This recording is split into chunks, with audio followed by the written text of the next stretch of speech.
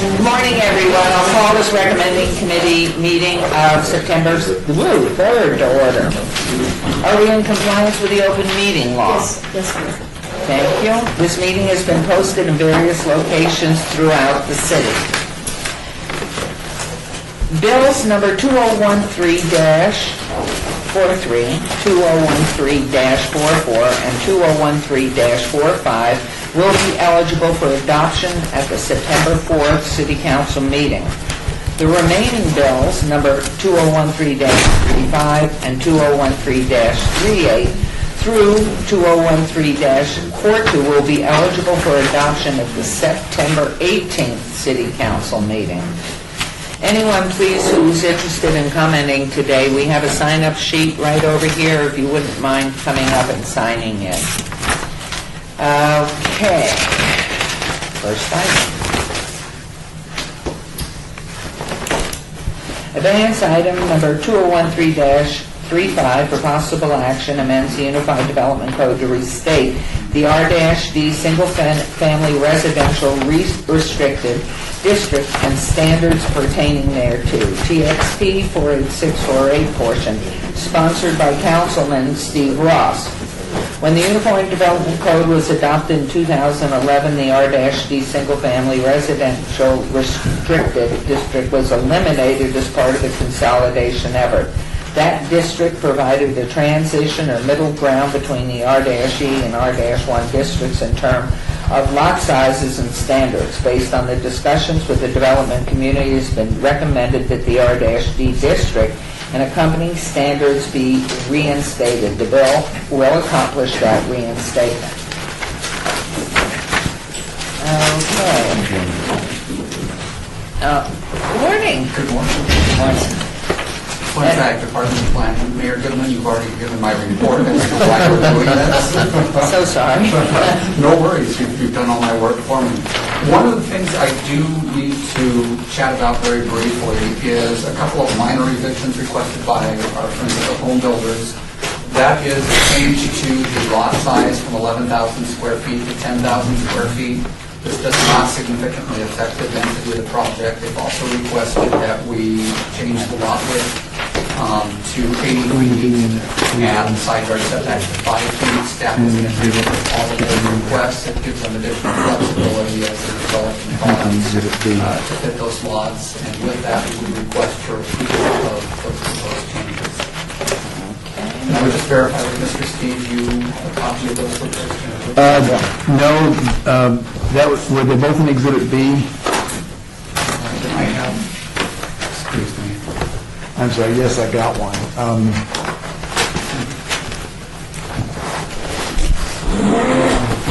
Revised exhibit there on page 2. Yeah, we would, Mayor Goodman, we would just, we would recommend a first amendment that would incorporate these revised exhibits that reflect those changes that Mr. Fagg discussed.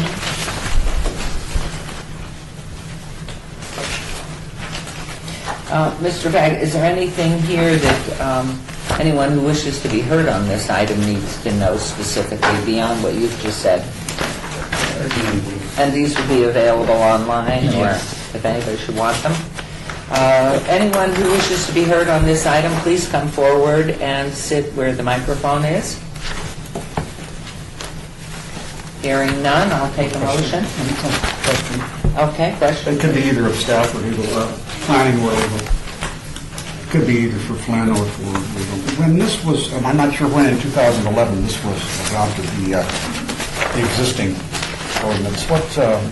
I was here after July, so I don't know whether, I don't think I was here when they made a change. Was there opposition to the change or the adoption, the wholesale adoption of the code at that time? There was an opposition at that point in time. One of the reasons that we had eliminated it was to try and streamline and simplify our zoning districts. And while that has generally been good for some of the commercial districts that we had to consolidate with residential product, because of concerns about density, it's nice to have a wide variety of product available. And so that's really one of the reasons why we're bringing back the RD zoning district. Again, at the request of the home builders to have that back in our code. So the home builders, does that include small builders of homes. Yes, it represents all of the home Your builders. 5 acres is not going to get tangled up in something that No. restricts their use. Okay. And as I recall, we had a presentation on it, but it was a babe. Is that the same? Yes. Correct. Okay, I would entertain a motion. Move for approval with the First Amendment. Thank you, there's a motion. All in favor, say aye. Aye. Okay, motion carries. Thank you very much. Okay, we'll move on to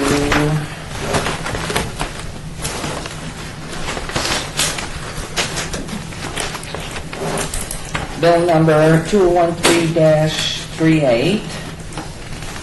Okay, these are the ones that will be available for the September 18th, Mr. Steve? Or is that Yes, today? well, So read it and go through it. yes, Okay. For possible action, updates the city's wastewater collection and treatment regulation regarding the discharges. Please. I'm just Executive Director of Community Services. These next four bills, Mayor, are actually bills that are part of the city's ongoing effort to review all our current bills in order to make sure they're up to date with current prices and codes, and to eliminate those regulatories that are no longer necessary. But this bill in particular has to do with the city's wastewater system, and it allows the city to recoup any costs associated to damage that may occur to our wastewater system by an industrial user or somebody that dumps debris into the system. And it also removes ammonia as a regulated substance. Our process now to try to remove ammonia, so it's not something that we need to regulate anymore. So it's one of those regulations that are no longer required as part of our code. Thank you. Anyone wishing to be heard on this item? Good question.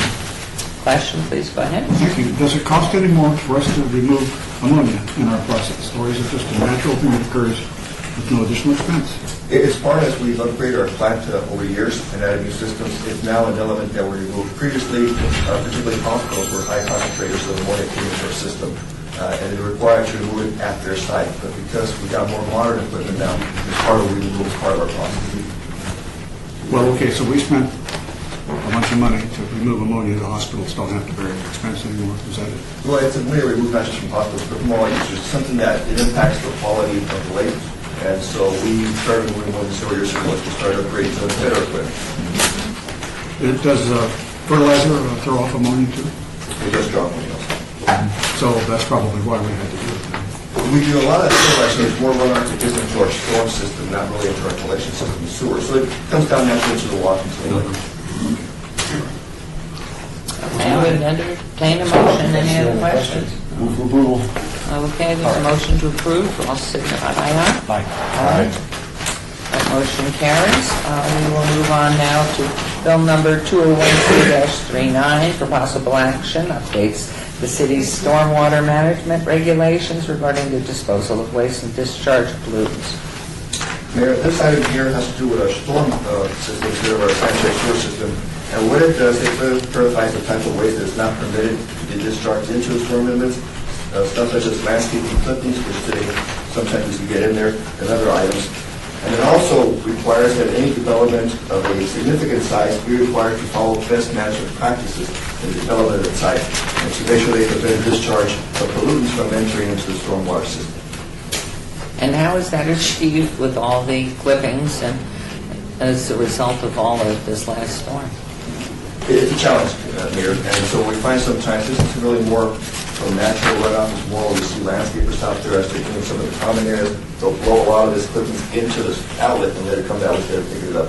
So it allows us to regulate those type of activities and prevent that from occurring. And is that posted that everybody should know, all the landscape people, as well as all the property owners, that they should not be doing this? You know, we can certainly do an effort to get that word out to them. We'll work with the association to see if we get that, make sure they're aware that they're not supposed to put that into our sport. Okay. Wonderful. This is an open meeting. Anyone wishing to be heard on this item? Questions, comments? I have one. Okay, please, this is Sorry, great. You had a it's- good weekend, I know, it obviously. was a How about terrible that? week. We drove to Reno and back. If your phone's broken. That's torture. Well, it landed once. Hey, what about all the guys that do mow and blow? It's their excuse for a lawn job, you know, is to just do a mow and blow. Every now and then they'll take care of somebody's lawn, but in the meantime, they're just mowing it and blowing it. So now what about those guys? Would they come under a new, in a sense, a new awareness? They have to be under an awareness of trying to avoid violating this particular thing? You know, it's something that we work with our court enforcement folks to make sure, since they're out on the streets, driving around, if they see them, to make sure they pull over and advise those folks they're supposed to do it. If they do, there's an opportunity for them to be fined for doing that. And so that's been our biggest challenge, is just landscaping type folks, that in the effort of trying to clean the common area, the blowers just blow it all over into the gutter, and it works its way down into the inlets, and then clogs the our systems. So that's the problem. It doesn't flow to our plants. Probably doesn't even get to the ditches. Is that what you're saying? It works its stays way in the down. pipes? It works its way down into the different channels, the different washes, and into the main wash, and eventually that's it to the lake. And so it does create more debris buildup into the wash and other flush systems. We don't have a business impact statement on this. Was it necessary? Should it have been there? I know this is, I'm not trying to parse small things, but we're going to have... We do a business impact statement, but what's happened is the legislature required it to be done earlier, and so it's not being necessarily showing up in your, you approved it at your last meeting when it was introduced. We're going to try and get it to follow along with the bill as it goes forward. But the requirement was that we do it before the public hearing, and so you've already done it. There you are. Our city in action. Somebody could film that. Okay, so then grass clippings become a heavy substance that then begins to settle and gather around the bends. Is that really what's going on? Because I'm ignorant of it. I didn't know this. It does. It gets into the system and it reduces the capacity of that system. So when we have storms that need the capacity to carry the water, well, the capacity is limited because now we have to breathe this creates blockage in our system. And that doesn't flow. It doesn't catch out. It does over time. Certainly the lighter stuff does. The heavier stuff settles, not just the debris, but sometimes we pick up rocks and other things that are heavier, and those will settle into the cliff. I think there's hundreds and hundreds of people that are going to get caught on this. So the question becomes how to distribute this in English and Spanish. Should we On our website. notice out there? Well, they won't read the website. We just have to have people out there handing it out.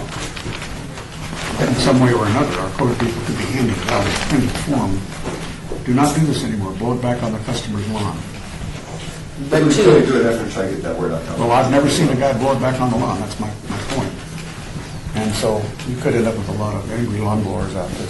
Well, I think at least notifying, if we notify the homeowners associations and all those people who deal in landscape, at least it's a start, and then to try and get the word out publicly in whatever way we can. Ward 3 doesn't have those gated communities, so Yeah, Ward 5 and Ward... one person for the most part, too. Your Honor, Karen Devliston, for the record, Business Licensing Manager. The City Council just recently combined landscapers and tree trimmers, and we will be sending out official notifications on their licenses and how we're going to move forward to combine them. So we will be sending out correspondence to all of them, and we'll be glad to include anything that you need us to. I Great, think this thank would you. be, Karen, I think this would be worthwhile of a boldface in English and Spanish.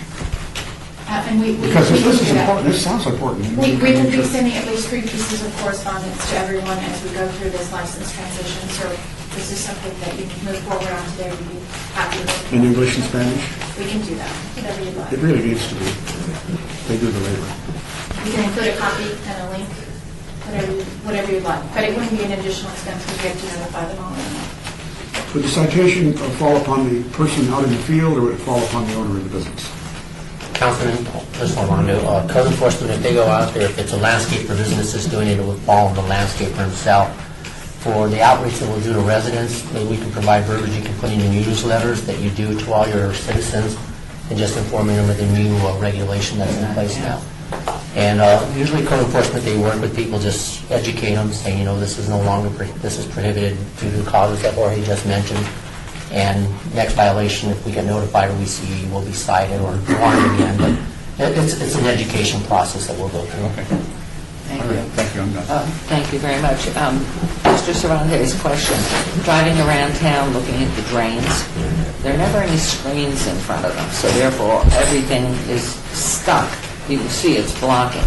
Have we ever gone into, and I know it's costly and we probably don't have the funds, but have they ever done anything in the city with doing some kind of screenage to prevent the big debris from going down and clogging?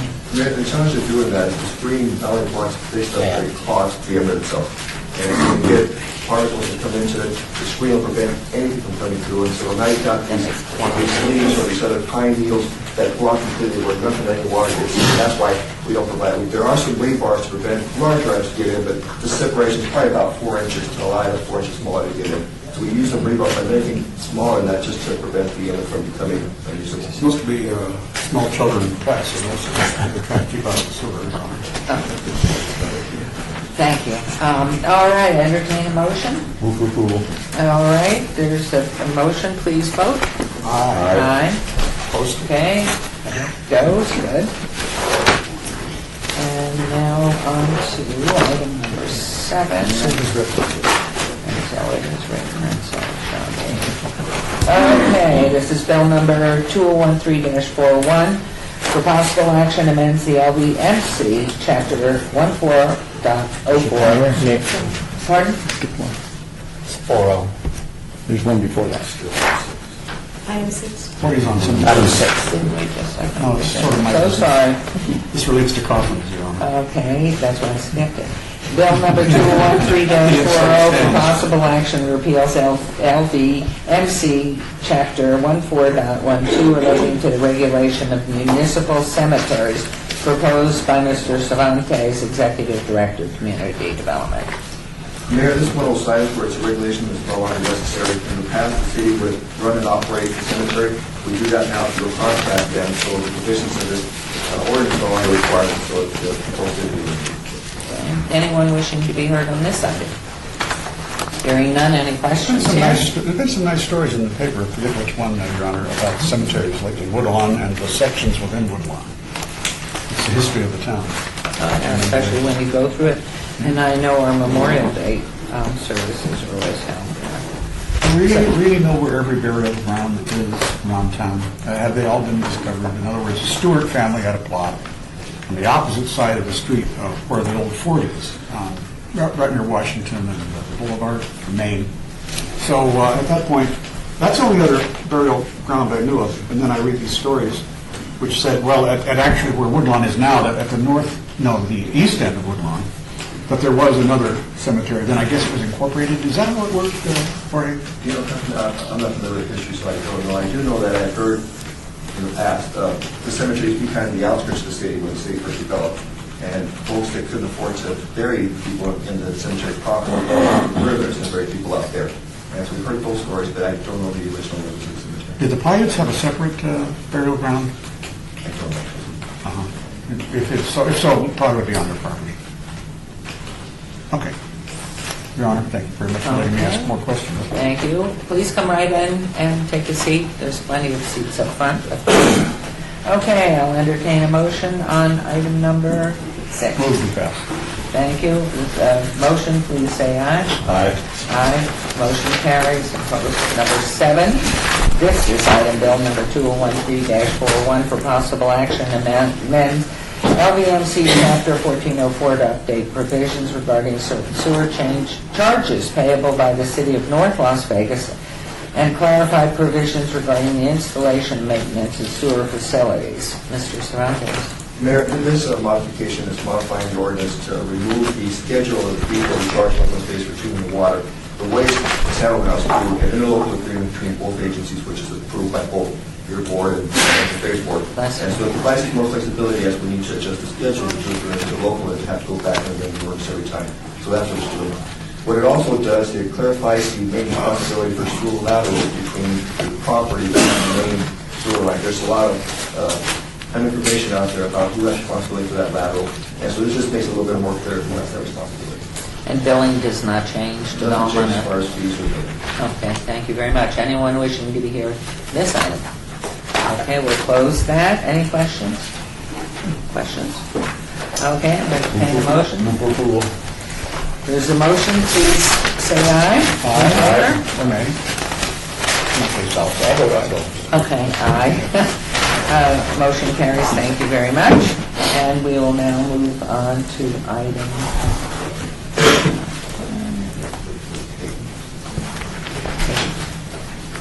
Okay. Bill 2013-42 for possible action and annexation number ANX 49448, property location located northwest corner of Whittick Avenue and Jones Boulevard, petitioned by Danny Vicky Riddle Living Trust, acreage 3.81 acres, zoned RE, county zoning, RE city equivalent, sponsored by Councilman Ross. Members of the committee, Val Steed, Deputy City Attorney, this is a routine owner requested annexation, one parcel. Everything is in order, recommend approval. Thank you very much. Anyone wishing to be heard on this item, please come forward. Hearing none. Any questions? Questions?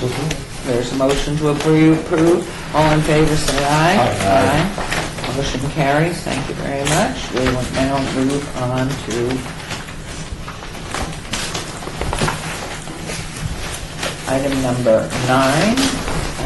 Bill number 2013-43 for possible action annexation number ANX-49618, property location located east of Walla Highway between Elkhorn and Farm Road, petitioned by Omni Family LP et al., acreage 35.86 acres, zoned RE, county zoning, RE city equivalent, sponsored by Councilman Steve Ross. Anyone wishing to be heard on this item? Mayor, Val Steed, Deputy City Attorney, this is another owner requested. It's several parcels. All of the owners have requested annexation. Everything is in order, recommend approval. Thank you very much. Any questions? Please, go ahead. How much, thank you, Your Honor, how much is this surrounded by county land? I mean, is it an island, part of an island, on the edge of an island, or what? I see the map, but I can't tell what's county, what's city. So apparently, we're only taking part of the lot. Okay. Please. I'm Mayor Flinfag with the Planning Department. In response to Councilman Coughlin's question, the property abuts the city of Las Vegas city limits on the north side, and then as you will see on the southwest side, it abuts the city limits there on Wall Highway. So Why is the city on the west? Yeah, on the I'm west sorry, on the and east. on the north. Yeah, east and the north. Okay. And so why, okay, this is just one lump of property. Did the people, is that built up there in the other RE and RD? Only part of it is built up there to the immediate east. Did anybody ask them if they wanted to come into the city? Not directly, no. Are they going to benefit from the annexation of this property? For instance, that residence that's reflected there looks like a large residence. What, will they receive a benefit? It's tough for me to say. Okay, because they are now probably connected onto some other system of pipes, not the city. These people then would probably want to be connected to the city. That's the purpose of this. That's the intent of the annexation. Okay, I just have got all grab all of them. Okay, no, That's we Ross's can find problem. out now. And it'd be nice that's if we Ross. had the county pieces then. You can make them all mad at Steve, but just take Right. anybody. Okay, no one have comments on this, so is there a motion, please? Move for approval. Thank you. All in favor, say aye. Aye. Motion carries. And so we will now move on to item 10, bill number 2013-44 for possible action, annexation number ANX 5009, property location south side of Severance Lane, approximately 345 feet east of Walnut Highway, petitioned by Drago Survivors Trust, acreage approximately 5.10 acres, zoned RE, county zoning, RE city equivalent. This also is sponsored by Councilman Steve Ross. Yes, Mayor. Val Steed, Deputy City Attorney. This is a single parcel annexation. It's adjacent to the one you just approved. It depends on that one for its contiguity requirements. There's a certain percentage of the property that needs to be adjacent to city boundaries when it comes in, and so this one will follow on the heels of the one you just approved. Everything is in order. Recommend approval. Thank you very much. Any comments? Anybody wishing to hear on this item? Okay. Question. Okay, hearing none. Yeah, Question? thank you very much. Yeah, I noticed this is a different scale map, so that now you see that what I thought was a residence is a church. It's adjacent to the property on wherever Whittick is on that map, I see well defined. On the first one, so this takes the chunk that's in the middle of the property, right? Correct. Yes. Okay. All right. I guess there's no problem. I have no problem. I just kind of wonder why they did it in one bill. I guess it's because when you have separate property owners, do they each have a petition? Is that the primary reason? Thank you very much. Okay, take a motion. Thank you, all in favor, say aye. Aye. Motion carries. Okay, agenda item number 11, bill number 2013-45, for possible action, declares a moratorium for the application for construction and/or operation of medical marijuana establishments as contemplated by the Senate Bill 374 of 2013 legislative session. This is sponsored by Mayor Pro Tem Stavros Anthony. And I will reiterate with our attorney and confirm, if you would, Mr. Steve, that this is still a felony and still has not been released by the federal government to the states, correct or not? The federal government still has jurisdiction over the use of marijuana, consumption of marijuana. Okay. Okay, do you want to make any comments first before we go? And we'll Probably start. Okay, Hi, members of the committee, I'll just briefly start. with your name. Yeah, Jim Lewis, Deputy City Attorney. This item is a proposed moratorium on the acceptance of applications to present permit medical marijuana establishments as provided by SB 374. This item is to permit the state time to complete its regulations and allow this council time to decide what it wants to do policy-wise regarding medical marijuana establishments here in the city of Las Vegas. What you have before you is a 6-month moratorium with a possible 6-month extension if the council decides to move in that direction. Thank you very much.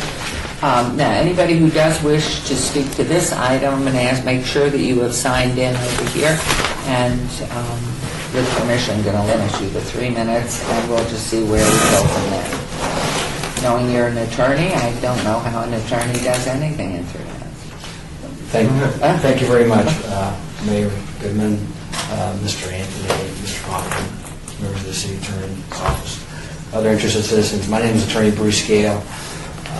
Your Honor, as you well know, I was in front of y'all back on Thursday, August 22nd, and I'll try to be a little more brief and articulate. Yes, I can speak up. There is no microphone. Oh, dang. Guess we'll all speak up. Hey, I'm Attorney Bruce Gale. As you know, I was in front of you back on Thursday, August 22nd, regarding this item. I'll try to be brief and more articulate. I would request that this committee either reject proposed bill number 2013-45 or formulate a recommendation to the City Council for amendment of the proposed bill, specifically shortening the 180 days provided under Section 2 of the bill.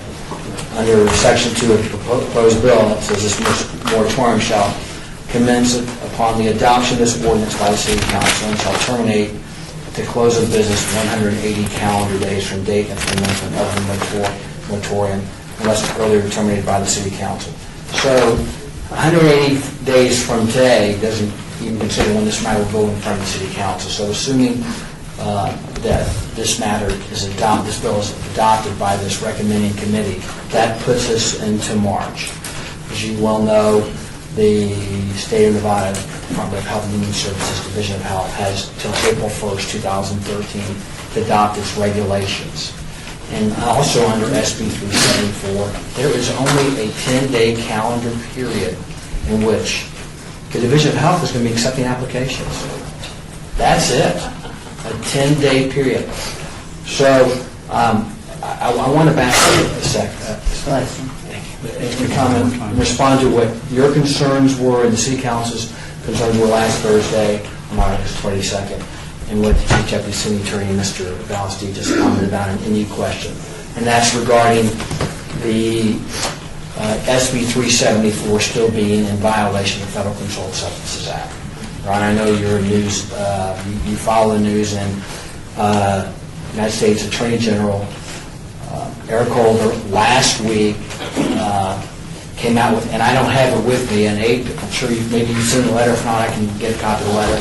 This 8-page letter regarding to all the U.S. attorneys, regarding they are not going to prosecute states if they enforce their medical marijuana laws, or in the cases of Colorado and Washington also, the recreational use of marijuana under 8 factors.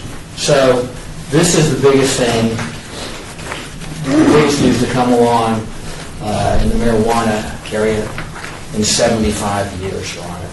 I know one of the concerns is the legal implications of this, as referenced in one of the sections of your bill.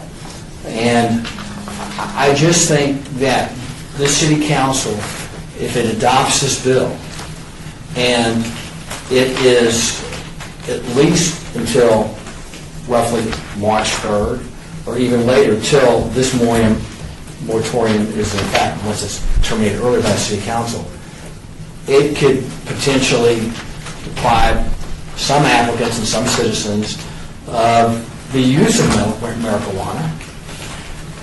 It could deprive some applicants for significant delay in the licensing, or maybe denial of the license at the state level, because the practical matter is the state application, although it hasn't, Division of Health has not adopted or prepared an application yet. I'm recommending to clients, you have to have all your ducks in a row. And the SB 7374 has a lot of requirements. And significantly, one of those involved real property.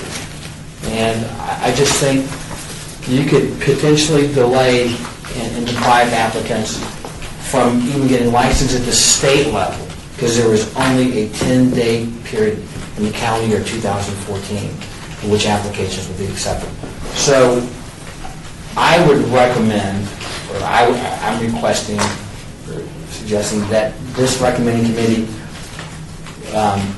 either reject the bill as it is.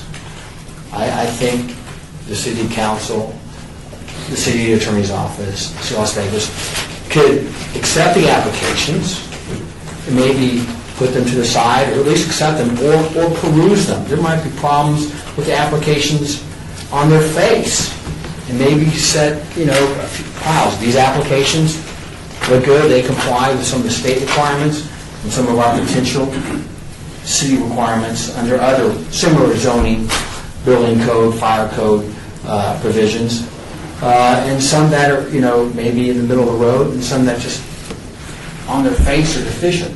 So that when the state Division of Health adopts its regulations, and the target date is spelled out in this bill is December 14, 2013, then applicants can then proceed with their applications at the local jurisdiction level, as far as I'm concerned, the City of Las Vegas level.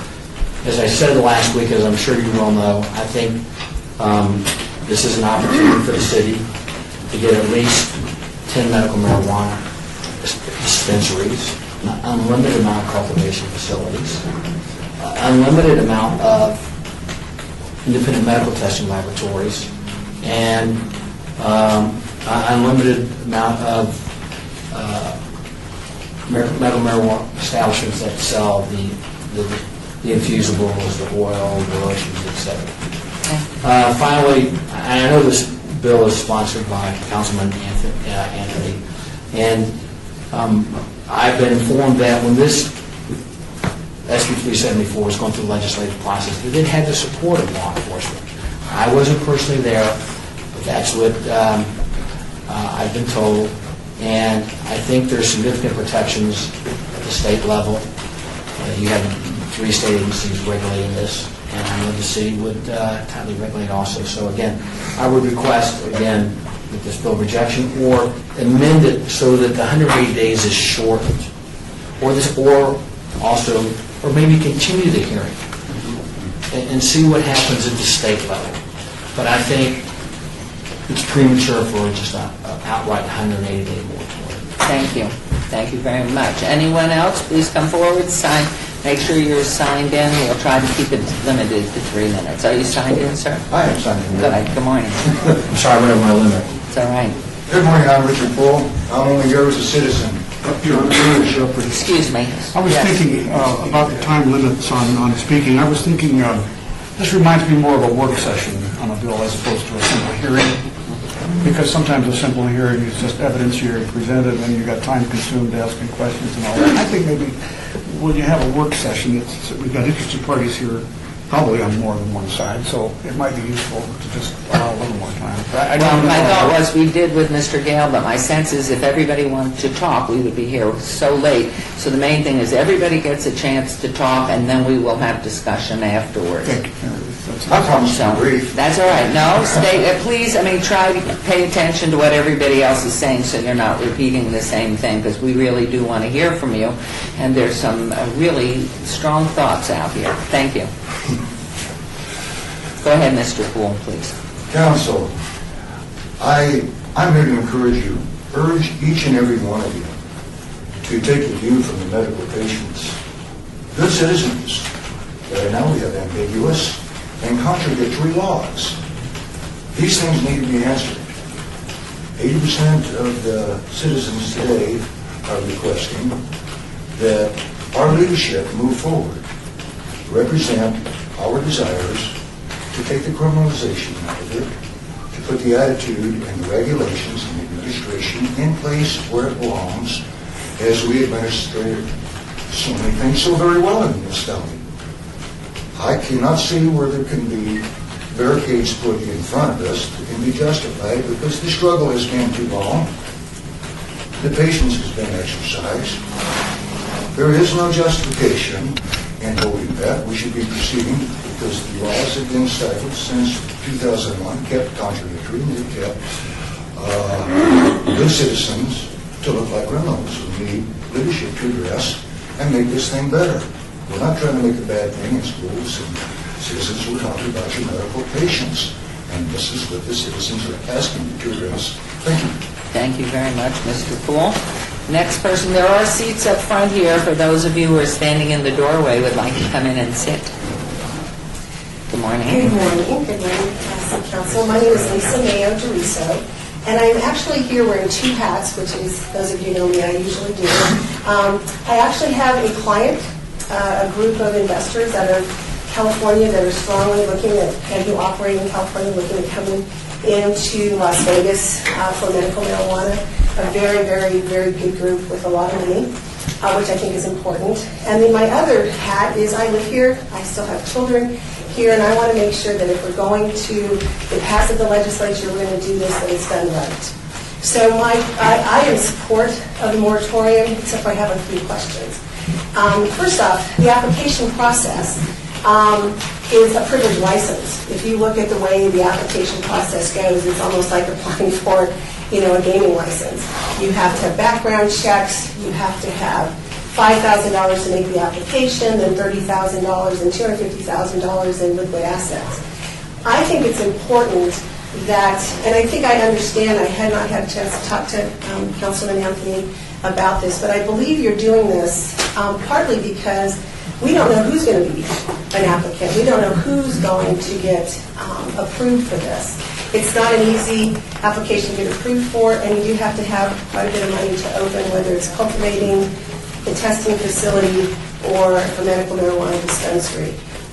So I guess my question is, I think it's good to know that. My question, I guess, is how do you think the process is going to work? You have the moratorium for 180 days. Let's say that ends in March. Applications are taken in April over those 10 days, and we still don't know, but if you pay attention to what the Department of Health is putting out, they put out emails, all the time. They're in the process of just really figuring out how that application process is going to work. And the business model that my clients are using, they're really figuring on a 5-month, 6-month post-approval licensing to get zoning, to get their buildings. They are under the business model that they want to own the buildings, so you don't want to be in strip malls. They think freestanding buildings that you own are much better for the community. That's their experience. So let me ask you this question. If they identify properties in the city of Las Vegas and they purchase those properties, knowing what the zoning is, knowing, basically what the outlines are, when this moratorium is up in March, what will be that process for approval? Will it go through the normal licensing? That's the purpose, I think, of all of this. that Mayor Pro That's the Tem- purpose of this. That's the purpose of the moratorium, because we don't know what the answers are to that. Can I make a suggestion, perhaps, that I know that there are people here that understand the industry, that maybe during this moratorium, we put a study group together, a group of people that have knowledge about it, because I think as we look at this process, and I've talked to people in Arizona and people in California, there's some things that we could do and the city could do to make it easier and make it even better, and maybe to make it better for the community. I come from both wanting to be in places in the community where they make sense, and then I also have to, look at my client and look at what they're looking at. Is that a possible suggestion? Do you, Mayor? Yes, please. I mean, it was my purpose that during this 180-day period, maybe even an extension, that we would be drafting ordinances, developing policy. That all has to be done in public. That all has to be done at a city council meeting. That may not be a bad idea to have some discussions before it actually comes to recommending of the city council from people out in the audience to discuss these things. That might not be a bad idea. May look at that.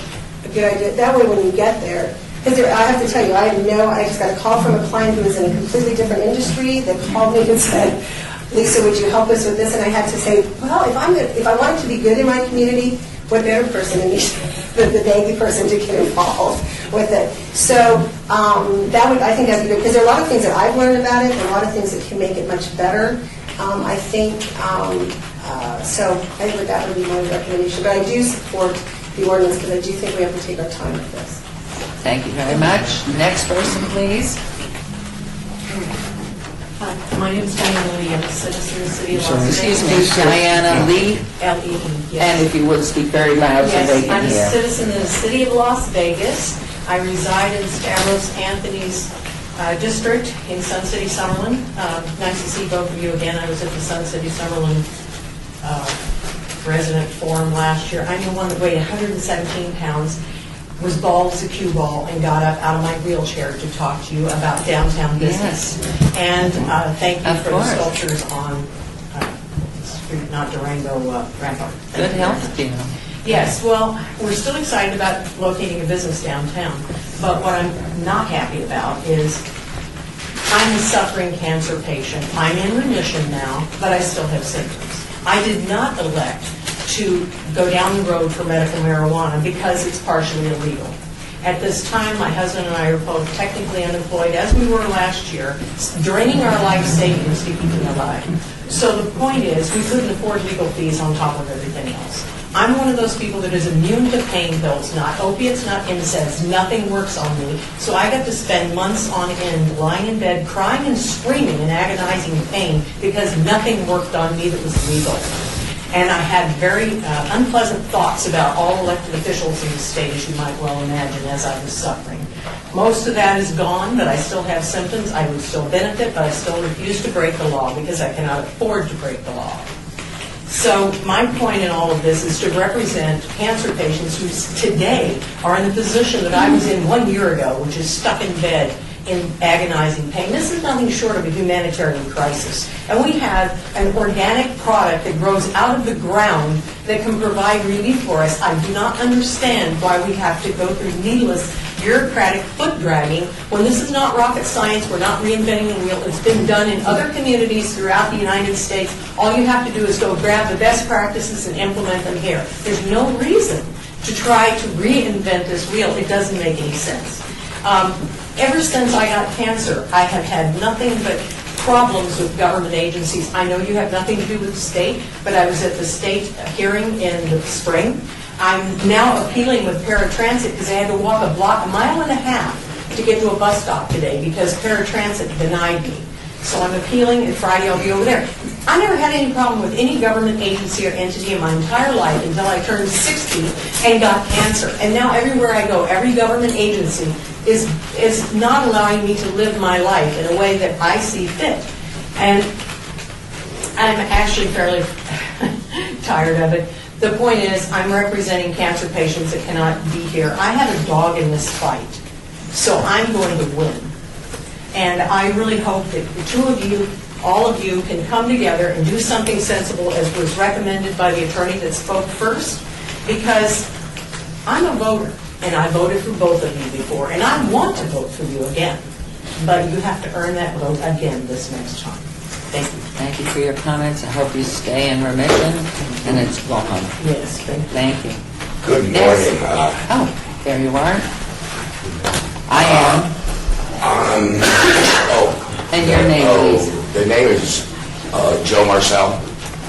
Are you signed in? Yes, I am. I'm on the Fabulous. list. I go by JW.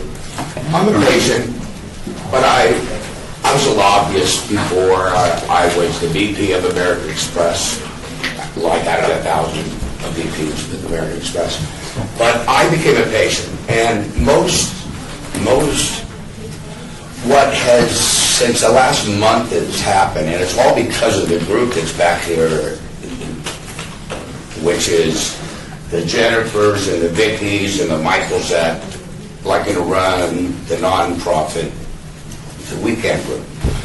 Well, they had a symposium, a couple of weeks ago, and I brought in my attorneys and the candidates union that have done the RFPs, the application process for most of the states that have this process.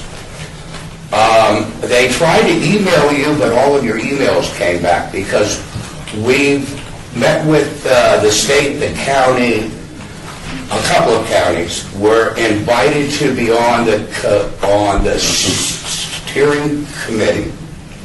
We're going to draft the application process for the county of like in Clark County. We want you to get the information. It's going to make your job a lot easier. And at least you'll have the options to take a look. Now, you went with what you saw in the state of Arizona. Mark Turbeek, which is this, lawyer, he's the one that put that application process together for, Arizona, Colorado. It just goes right down the list. Most of the work has been done so that you don't have to reinvent a wheel, and we might be able to proceed before some, date out there. I'd like to get an updated list of, how he can contact all of you, and he will hand you examples. Come down, he's actually coming down here on the 18th, so that you know what all the other states have done that are going through the same process, the same thing as you, because you don't know, and you don't want to make a mistake. And I would like to offer Mark's help and also the union's help as to how they have had it done in about 18 of the 20 states.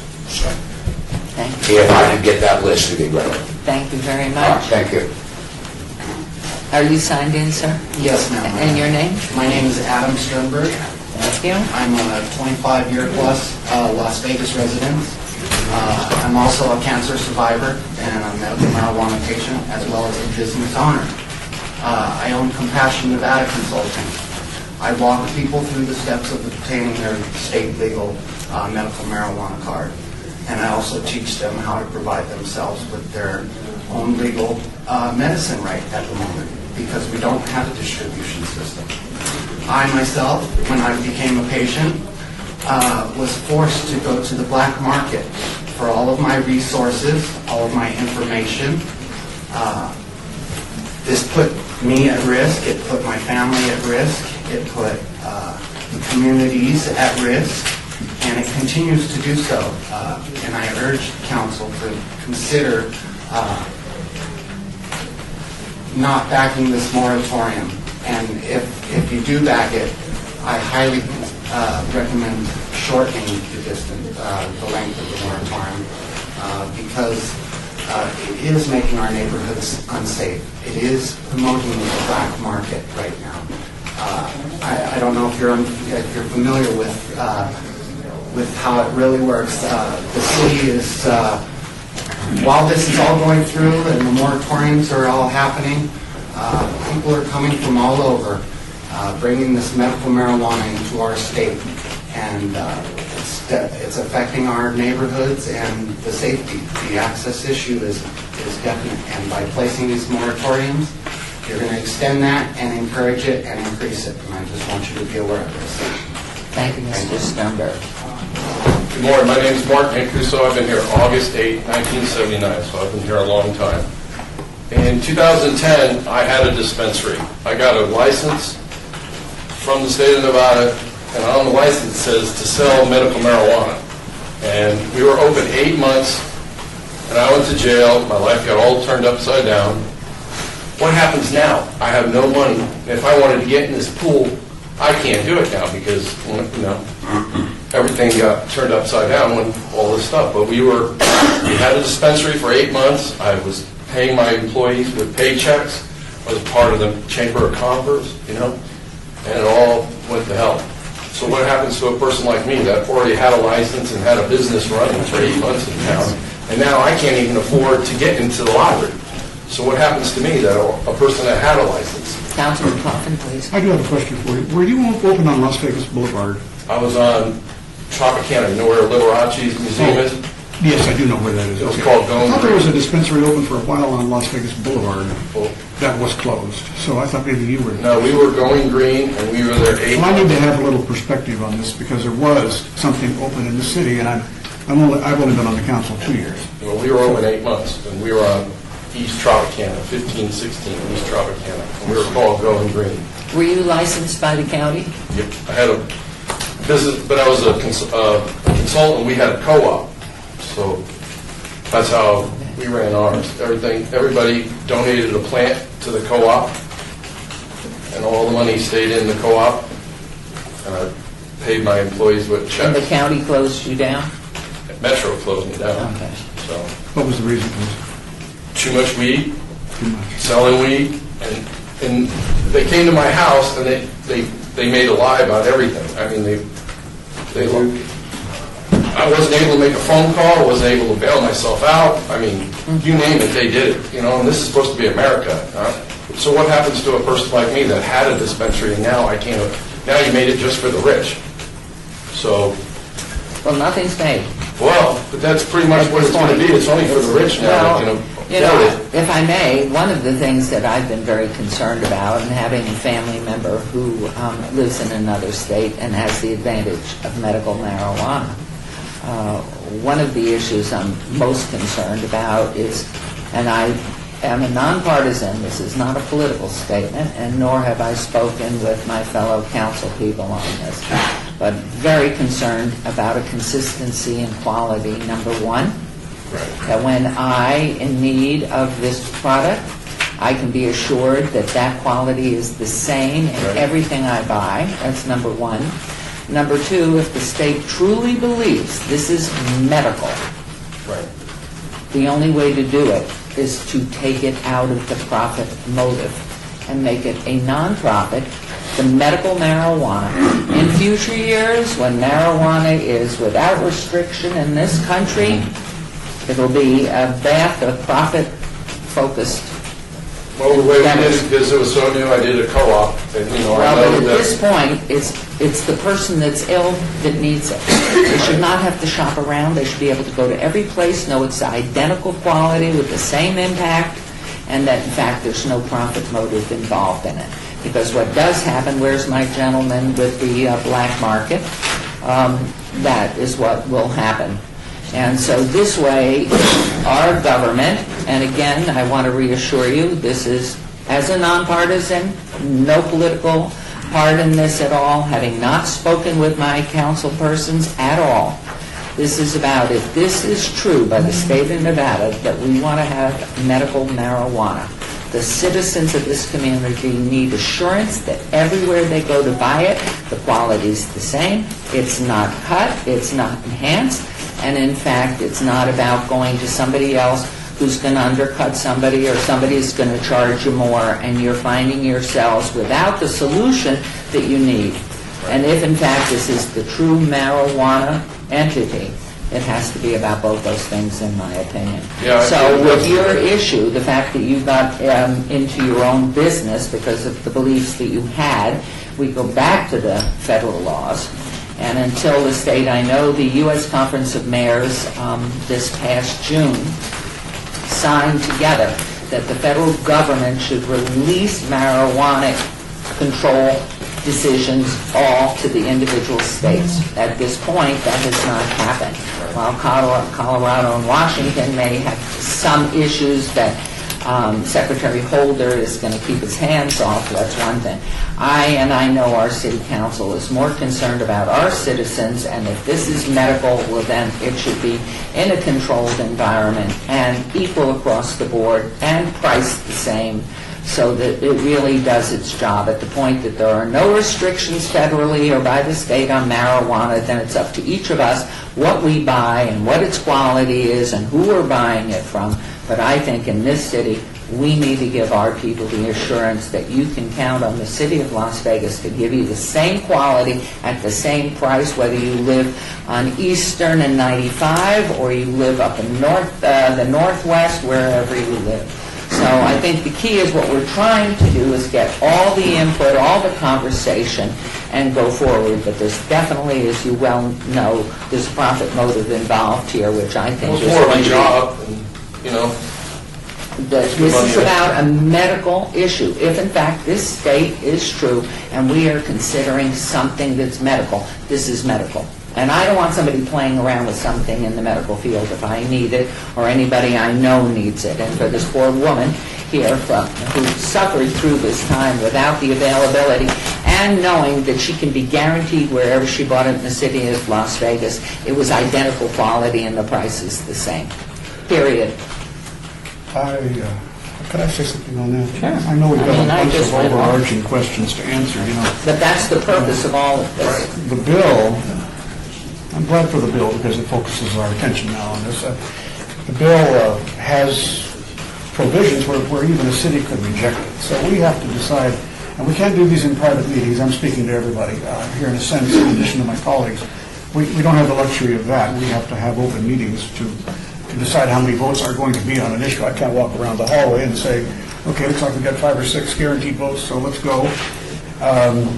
For example, the overarching issue is, are you going to allow it in the city? If the answer is yes, then maybe some neighborhoods, perhaps some ward representatives don't want it in their ward.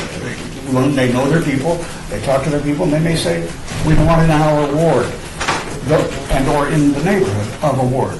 You see, so it does take time to figure these things out and to set up an open meeting and maybe to have a vote on a vote on a vote on a vote, if you know what I mean. So I understand why Councilman Anthony proposed the moratorium, and it may take 6 months. I certainly don't think it's going to take longer than 6 months, Your Honor. I just hope after it's all said and done, people don't have to go through what I did, get arrested, and have their life upside down.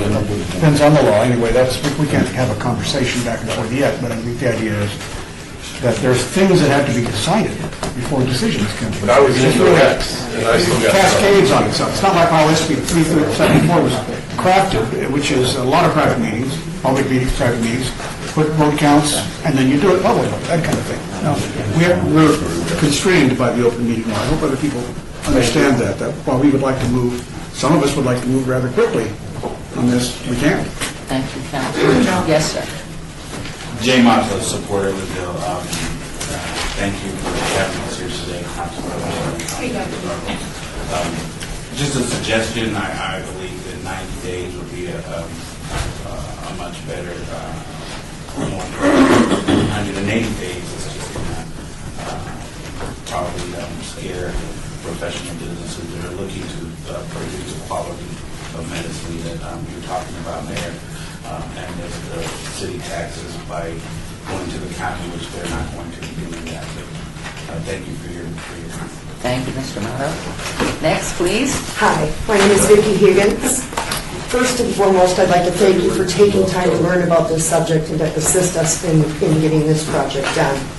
As some of my colleagues have stated, we have basically this program put together from other states, and we've got the building built. We just need to paint it and put the decorations up, and that's where we are offering our services and every resource available to the community, to you, to assist in streamlining this program. And I believe it can be done in 90 days with the team that we have put together.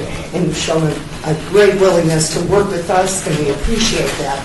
I do want to address the quality control. We do have an establishment set up for that, and we feel that every product, every medicine that goes through the production centers and to the establishments themselves that the patients go to need to go through that quality control center.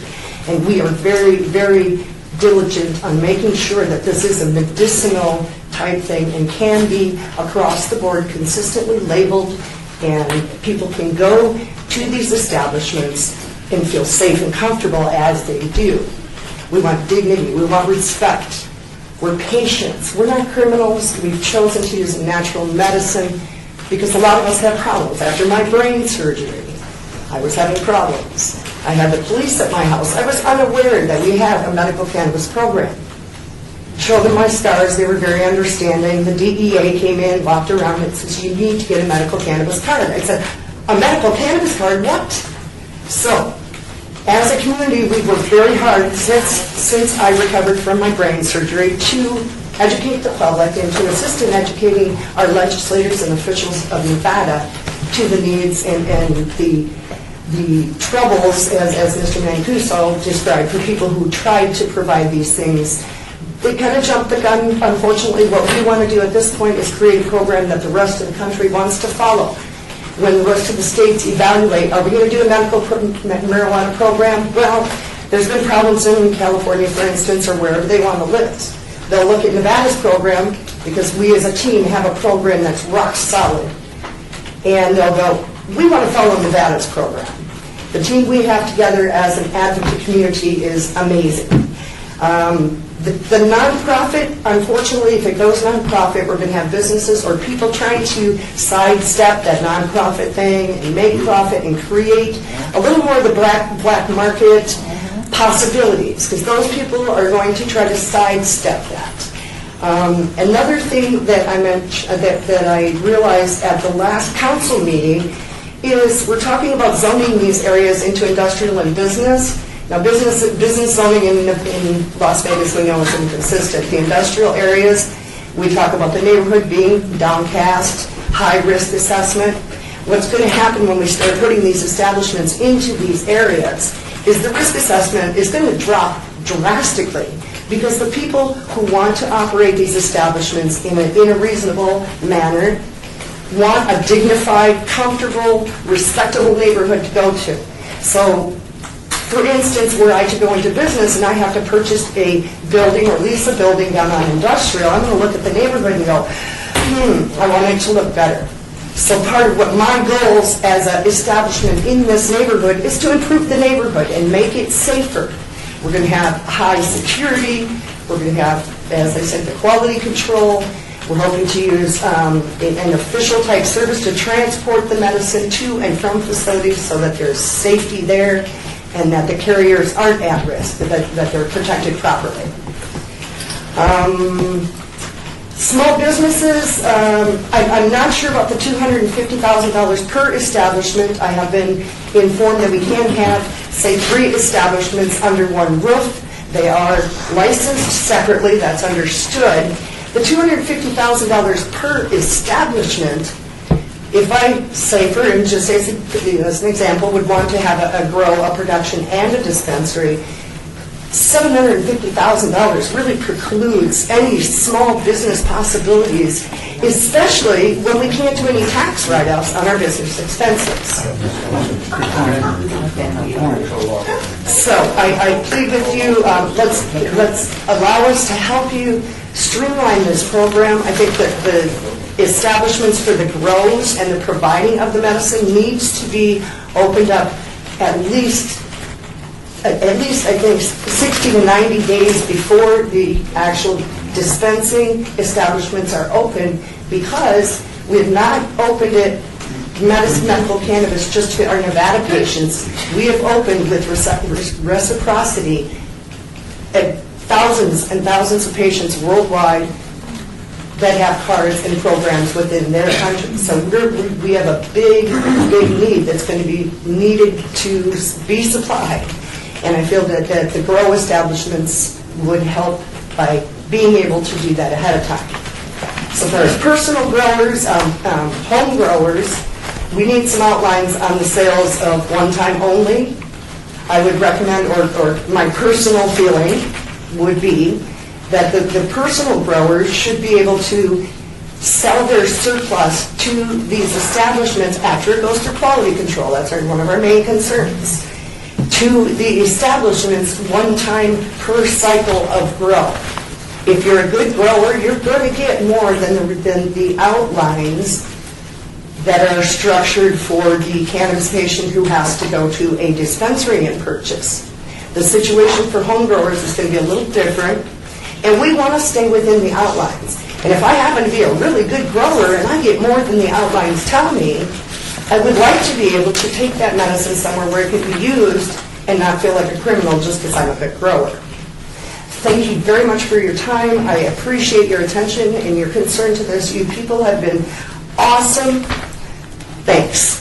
Thank you, Ms. Higgins. We appreciate your time. Anyone else before we go to second rounds? Discussion. Well, I think let's, you're sure? Okay, anybody else who wants to come forward? Okay, yes, in the back there. I just think that, If you'd come up and sign and then also state your name for us, please. Ken Peterson.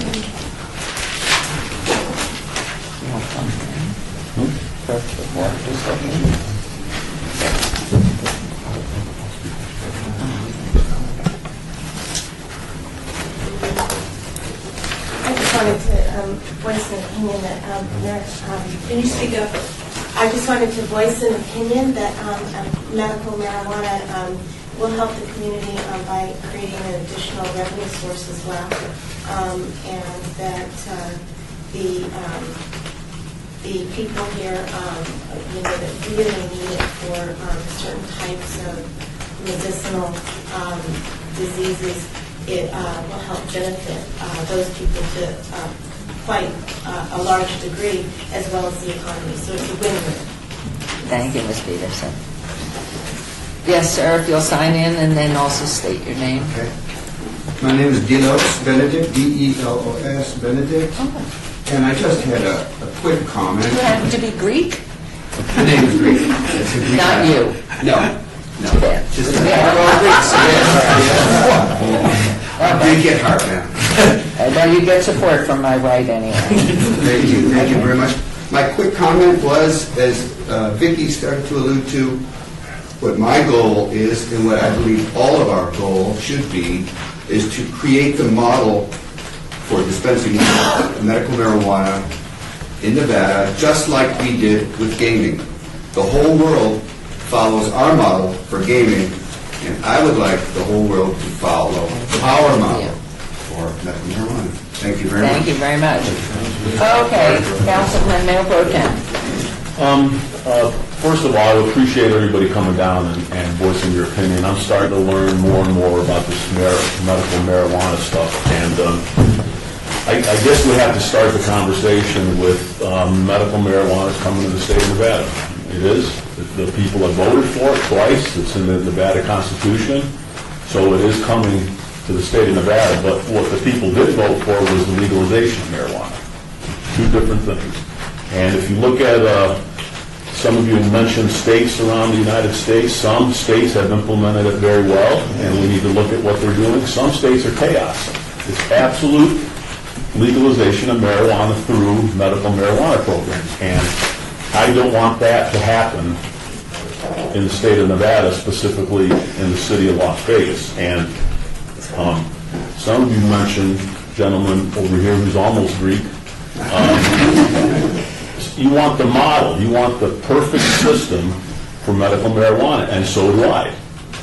And that's why I believe this moratorium is the time to make sure that we do it right. And what it's based on is the first date that's set up is April 1st, right?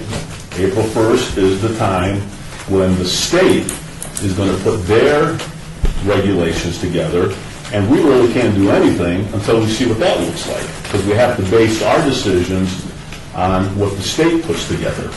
So that's why it's 180 days. That takes us to April 1st. Now, if for some reason the state comes up with their regulations a lot earlier, then we can just come back and amend this ordinance and shorten it to the date the state has come up with their regulations to speed up the system. But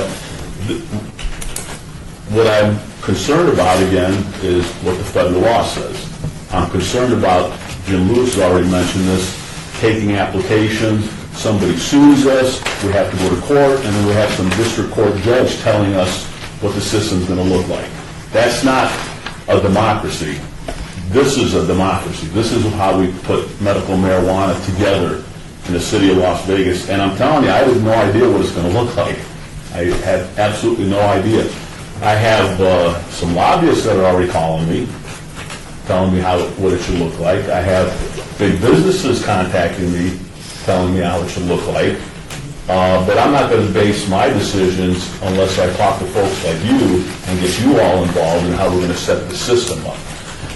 So that's really what this comes down to is I don't know what this is going to look like. I don't know how this is going to shake out, and I want to take the time to make sure that we do this right so it is a model for other states to follow.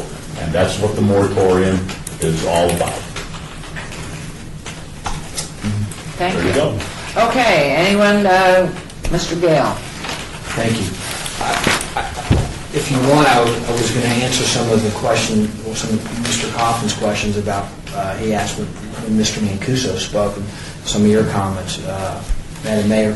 The reason why Mr. Mancuso was shut down by Metro is because there was, under Article 4, Section 38 of the Nevada Constitution, so the legislature shall provide a means for patients to procure the marijuana. And at the law at the time, up and still in effect until April 1st, 2013, an individual could possess 3 mature plants and 4 immature plants and could possess 1 ounce of usable marijuana. So for people who could grow their own and get the seeds, could grow and procure the seeds and grow their own, not a problem. People who couldn't, those co-ops were serving a void, albeit illegally. So that's why all the co-ops were shut down. I think it was in September 2009. The ones around the city of Las Vegas Boulevard. I think that was your major comment. Well, my question was, I see the person's not here who had that business, and I can't recall why they ran afoul of the city. That's why. Because their scheme where patients would donate a plant, okay, and create a co-op and sell to patients, it was illegal. Yeah. After the Article 4, Section 38 of the Constitution was amended based on the voters of 1998 and 2000 in the state of Nevada, the first legislation was passed by the legislature in 2001. But there was no means for patients to procure it other than grow it. That's why there was a significant amendments in SB 374. Maybe I can make it really easy. And for the record, restate. Yeah, Jim Lewis, Deputy State Attorney. To make it real easy, distribution of marijuana, whether it's recreational or medical, is legal. And until such time as the state of Nevada comes up with its regulations to implement SB 374, that distribution is illegal. You can grow your own, you can't distribute it. And so these co-ops were distributing marijuana and therefore illegal under state law, and that's why Metro shut them down.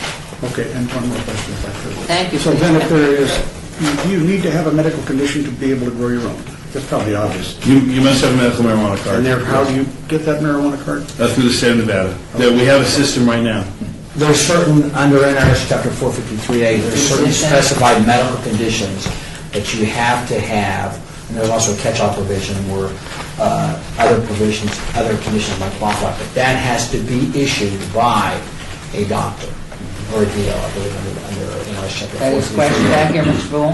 Yeah, but in truth, is it recognized that there is no legal way for patients to actually acquire receipts of the crimes, even helping each other, would be viewed as criminal. It's not a compassionate act and meaning to do no harm, which has made many citizens a criminal. And that's what also will have to be part of this entire process. I had a consulting license, and I was charging people for consulting. Well, you can't talk until you're recognized, so that we can orderly record your statements and for the minutes and all that, so we can't just have an open conversation. The chair will recognize people, and they will say their name again, and then it'll get on the record and so on. And, so we can't just have you coming up and talking out of the audience. Your Honor, if I can finish my comments in response to Please, you, and Mr. then Gale. Go open ahead. the floor up to everyone else or whatever you want to do. Your concerns were about, is it really medical? Well, Your Honor, I'm not going to argue with the science. There's a lot of science that says it's, and maybe it should be, NRS Chapter 453A should be amended to state medical use of cannabis instead of medical use of marijuana, because marijuana is perceived to be an illegal drug, but cannabis is a medicine. Now, back to your issue regarding it should be a nonprofit motive. SB 374, before, in its prior drafts, I think the first or second prior draft before the final draft, it was a nonprofit. There was a nonprofit provision in there, and the legislature, for whatever reason, I didn't go into legislative history, they took out the nonprofit motive. I know you're concerned about the illegality, the Federal Controlled Substances Act issue, and I think you read U.S. Attorney General Eric Holder's letter.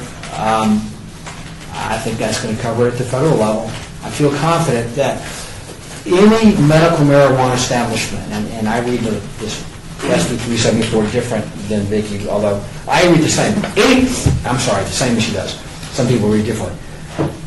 You have to have access to liquid assets of $250,000 plus the real property, plus own the property or securing it. Someone's going to invest $500 to $1 million and up to have a cultivation facility or dispensary. And the state will be coming in, you can bet, just like the state gaming control board agents, gaming licensees, and if you slip 1 inch, you face possible revocation. So I'm confident that I think licensees that are going to be highly regulated at the state level, and certainly the city can do that also.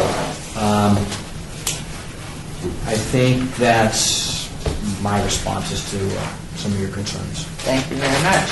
And Mr. Anthony's concerns. Okay, thank you. Anyone else? Again, please state your name. Diana Lee.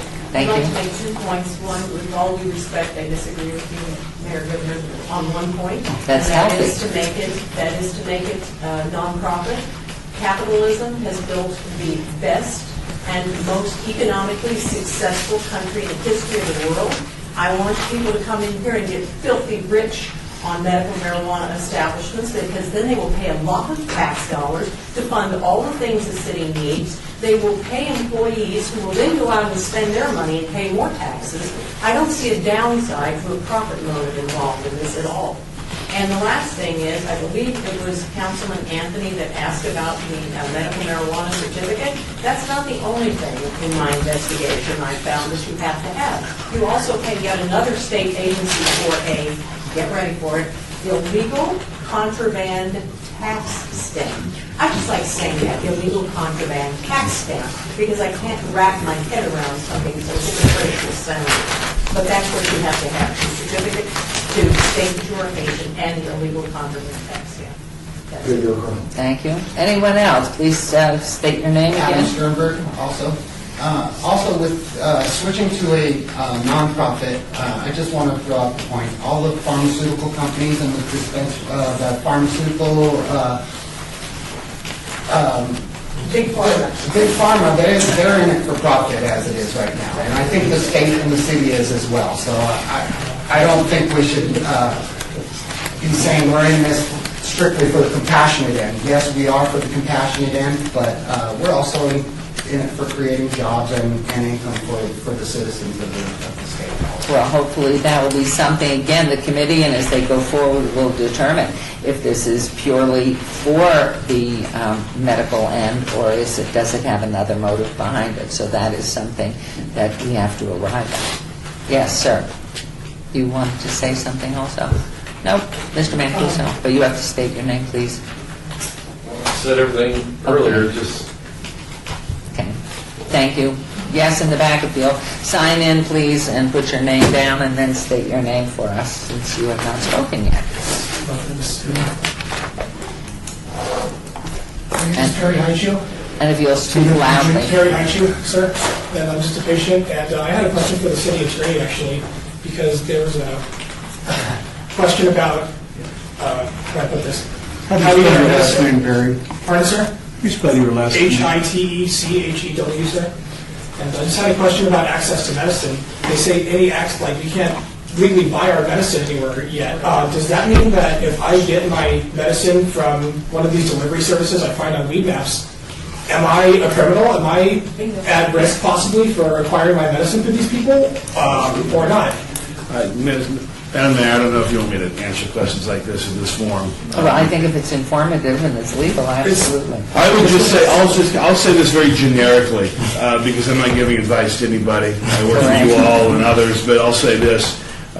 If you procure marijuana in the state of Nevada and you don't follow the rules established by the state of Nevada, you're in violation of state and also federal law. And that's all I'll say about that. Anything you want to add, Mr. Steve? Okay. Madam Mayor? Yes, please. Again, your name each time. Attorney Bruce Gale. I forgot to make one comment in response to Mr. Anthony's comment about Mr. Lewis's comment from back on Thursday, August 22nd, concerned about lawsuits and being in district court, either whether it be state court or U.S. district court. Mr. Lewis had commented on Thursday, August 22nd, that individuals might claim that a dispensary is really a pharmacy, and I don't think that's an issue. He also mentioned that people could claim that they had issued a state license, that they had basically a right to such at the city level. I don't think that's the case. I don't know that anyone would be sued for that. Although I am potentially concerned, and I don't know if Mr. Lewis would agree with this, is that someone could claim that it's a violation of constitutional right in Article 4, Section 38 if, this moratorium results in a delay and applicants not being able to apply at the state level in that 10-day period and they're violation of constitutional right. Or just the moratorium itself, and I just thought I'd raise that issue. I don't know if Mr. Lewis what he thinks about that. Let's see when we respond. Okay, so Mayor, I guess I'd say this. No, it wouldn't be a violation of the Constitution if this board, when it's done with its deliberations, decides not to allow medical marijuana establishments within the boundaries of the city of Las Vegas. But again, to repeat what you all said, this time period is to learn about these issues, understand them, and then create a system for this. I don't think anybody's saying that the city of Las Vegas is anti-medical marijuana. I think people are saying we want to understand the issues and the policymakers want to make their decisions, and this is a healthy amount of time to responsibly do that. That's very clear. Thank you. That is the purpose of all of this. And I think, yes, again, if you would stand so they can hear you and repeat your name, please. Hi, my name is Vicki Higgins, and I just wanted to say that the patient access to medicine right now, we're legal patients. We don't have legal access. We're skirting the rules, even using the delivery services, if you want to call them that.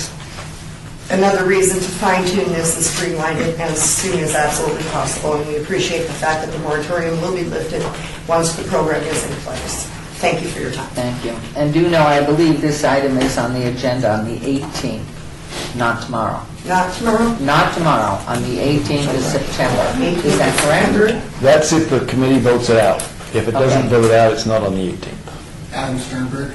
As a patient's view, I envision it as a moratorium already exists on us. There's no reason for an additional moratorium. Until the state issues these applications for these businesses, nobody can open up and push their way in anyways. So this moratorium is all hypothetical in my opinion because the application process is not in place in the first place. So nobody can push their way and bulldog their way in like the city attorney is saying. I don't believe. I'm not an attorney, but it sounds like if not having all of these other application processes and stuff in process, then nobody's going to be able to slide in the back door. Thank you. Madam Mayor, Yes, I'm sorry. please. I would just say this one thing.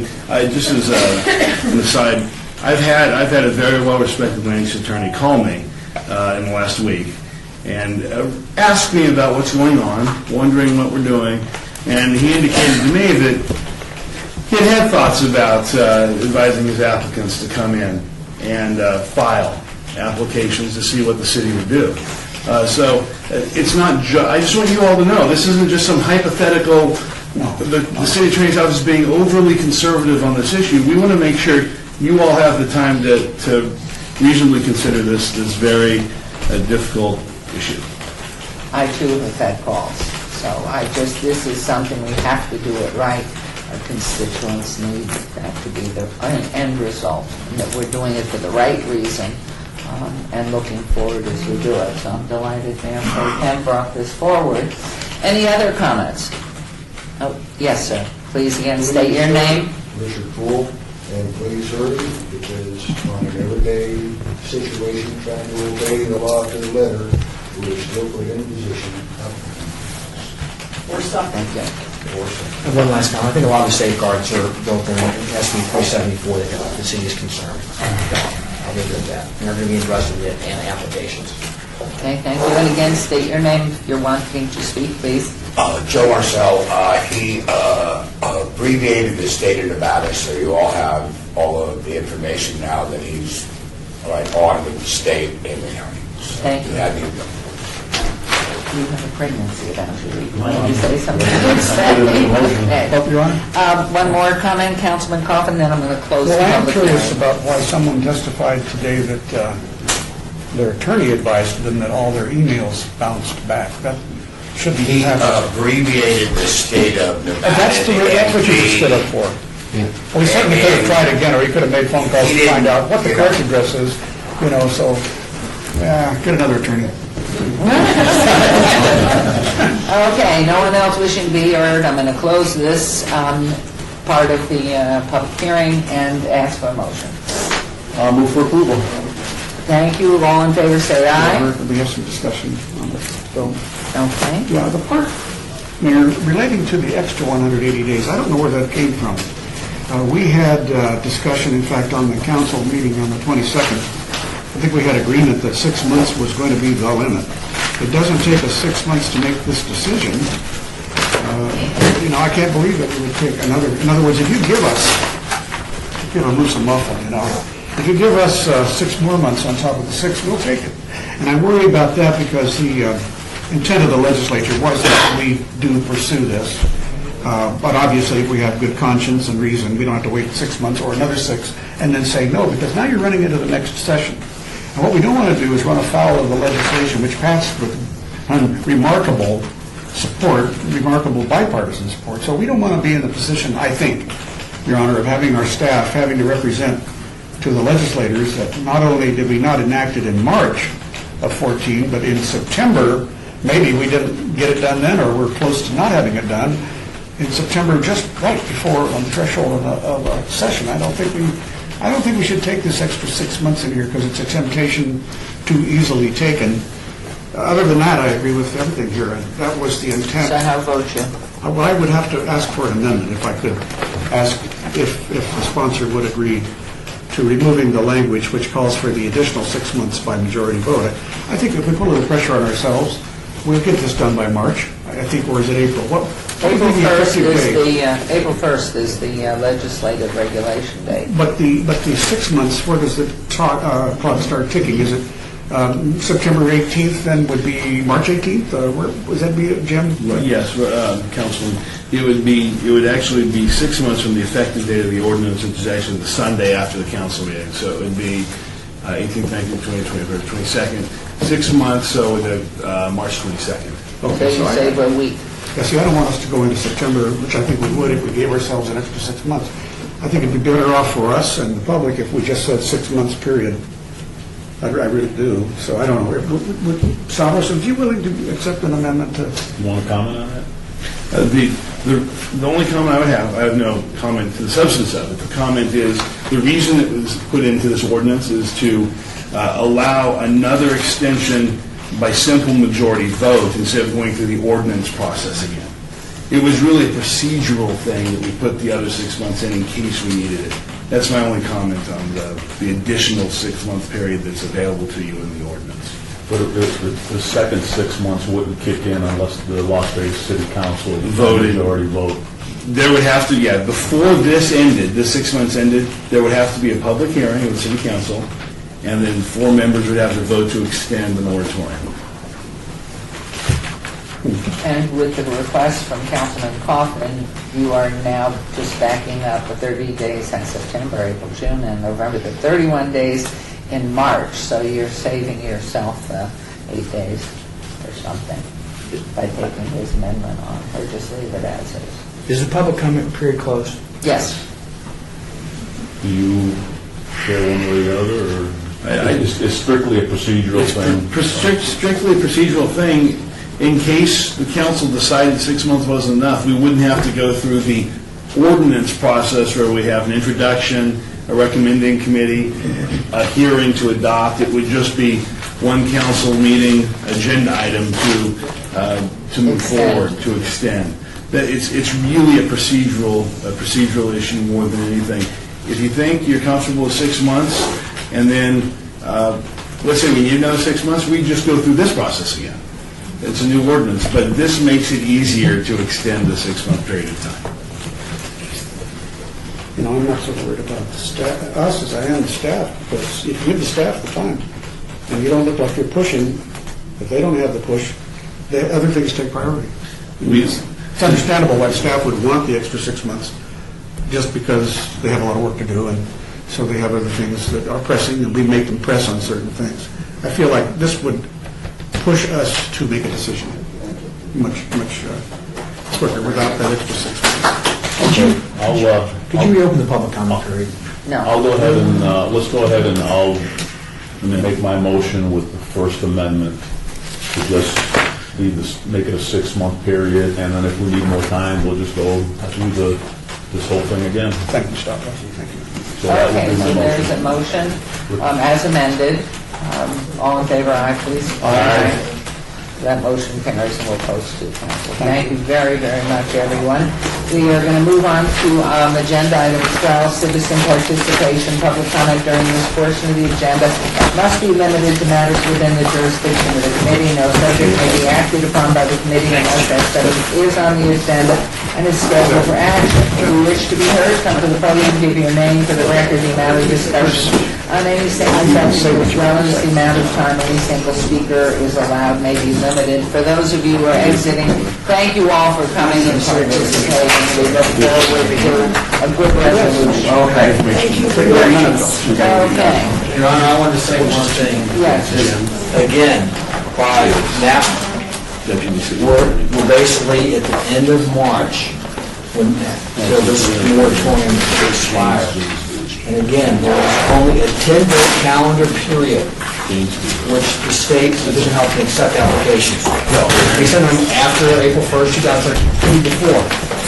There are so many people that are going to apply for licenses. Someone's putting some money coming in. And if they miss the boat to get licensed for the first year, the horse is off the barn. Right, but they'll be there. We have no worry about the public and their energy to go ahead and be heard once. So, thank you, Mr. Gale. Hearing no one else, this meeting is adjourned. Thank you. Thank you very much.